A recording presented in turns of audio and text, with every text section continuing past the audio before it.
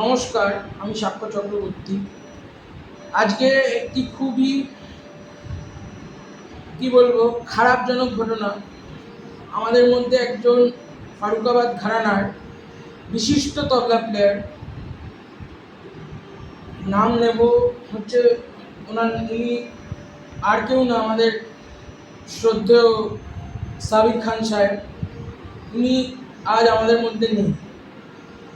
খুবই দুঃখজনক ঘটনা।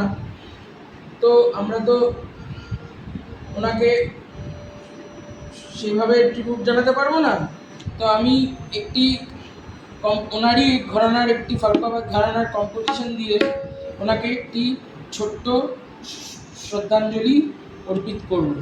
কম্পোজিশনটা ওনারই ঘরানার, ওনার দাদাগুরু মাসিদ খান সাহেবের কম্পোজিশন।